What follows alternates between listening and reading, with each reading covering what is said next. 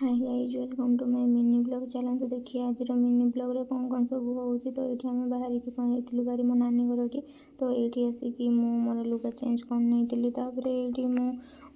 Video करी मो पुतुरा मान मो स्वामी बसिक लगी जाते सी खेल तो मो नानी कहला तुम कौन खाइब। तो ये मो नानी आमको किसी बहुत सुंदर आलू गोटे नुआ रेसिपी करके आमको खाइबा देला। तो रेसिपीटा भी बहुत सुंदर होता। मुझे रेसिपी फुल वीडियो बनैकी भिडियो। तापर ये दिन जाक आम बाहर की रेडी हो जाइलु।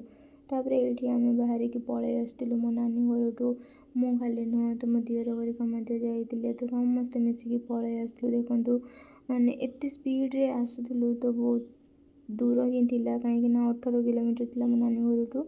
तो मो दियर घरिका आगे जाऊे तो ये आम समस्ते मिसिकी तापर मो दियर पलि आसला आम गाड़ी को। तापर ये आम 3 जन बहुत एंजॉय करके जाऊे पचर मो दियर को जड़े आसते। तापर ये आम रास्तार गपी गपी बहुत एंजॉय कर रास्तार जाऊलु। तो फाइनाली जेहेतु रास्ता भी बहुत थिला तो ये जंगल रास्ता तो फाइनाली ये आसिकी भी आम पहुँची जाइलु रास्ता उपर।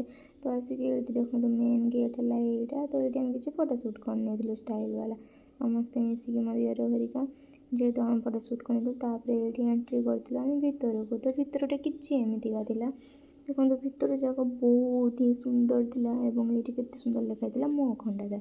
तापर ये आम स्टाइल मारी गलु आम समस्त फोटो उठेलु। तो ये किसी फैमिली फोटो उठे नेलु।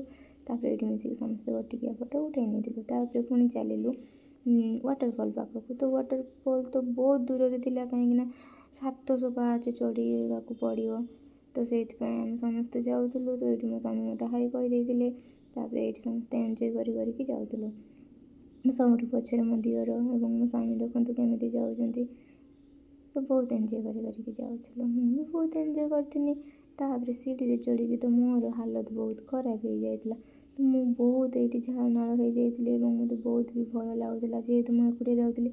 मो स्वामी तो सी आगे पलि जाते मो मोर एकुटिया पचर ही जाऊँगी जेहेतु मत सुनसान रास्ता और जंगल रास्ता थिला। तो मत जो भय लगुला तो से मोर ब्लॉग बनैकी ही जाऊँगी। देखु एत सारा पाहाच भगवान चढ़ी हालिया हो जाती। देखिली बाटर की गोटे ये ठाकुर थे। तो ये आम मुंडिया मारिक पुणी मारिक पलि जाइए जेहेतु ये लोक बहुत थे। तो मुझे बहुत डरी जाती कहीं गोल्ड पिंधिकी जाइली जेहेतु मो स्वामी आगे मो दियर घरिका पचर तो मु मझे रही जाइली। तो से डरी जाकि भिडियो बनैकी जाऊँगी। तो फाइनाली आसिक पहुँची जाइली वाटरफॉल पाखे। तो ये वाटर पार्क नजारा वीडियो देखो बहुत ही सुंदर लगुला रियली जमती कि आसा ही चाहूना। तो कौन करिया मैंने तो आसिया कहते। तो ये किसी आम फोटोशूट करनेलु तापर आम यू बाहर ही पलि आसलु। जदि ये भिडियो आपको भल लगी था निहाती like comment share and subscribe करें। देखा नेक्स्ट मिनी ब्लॉग रे। आज ब्लॉग टी को ये एंड कर टाटा।